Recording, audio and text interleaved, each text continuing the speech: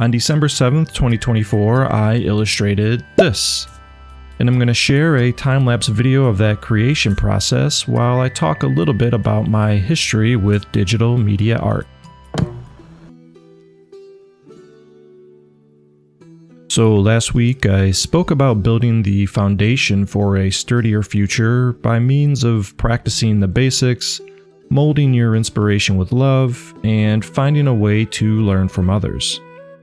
Which for me came in the form of online courses.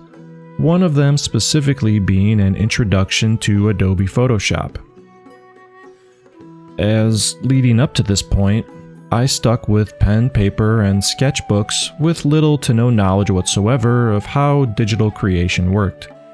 Well, outside of what I had seen from Pixar documentaries or the occasional clip on YouTube. But considering that this serious turn in my creative journey started with inspiration from a video game, I knew that learning this skill would play an essential role in whatever future I found myself in. Because ultimately, I always saw myself as someone who could create for the animation industry. Not that I ever have or will, but we all gotta have dreams, right? Anyways, after some research and a few, let's say, necessary purchases, I was able to start learning something new. Skills that have become invaluable not just to my journey with art, but also my overall ease of understanding in terms of technology and software as well.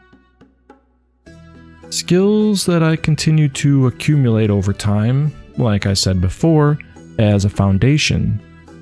That led to a basic framework and beginnings of a house, if you will. Or maybe a sculpture. At least that's how I see it. I kept adding on, building it up until eventually it got to be a bit too much, and I felt overloaded with information that in turn made it easy for me to overthink things. My drawings and ideas were overcomplicated. I would get easily frustrated if my skills couldn't meet what my mind's eye had envisioned. And I was unable or unwilling to hone in on what I really wanted to do going forward. Coupled with my relative impatience and lack of prolonged focus, I was struggling. It wasn't until I had some good advice, that isn't anything new but worked for me in the form of an acronym, KISS, keep it simple stupid, that I was able to start seeing the big picture again. Using the house or sculpture analogy from before, it's the idea of removing friction, stripping or chiseling away the unnecessary, the things that don't really add to your goals or distract from the idea. A simplification of the process that, for me, made a huge difference.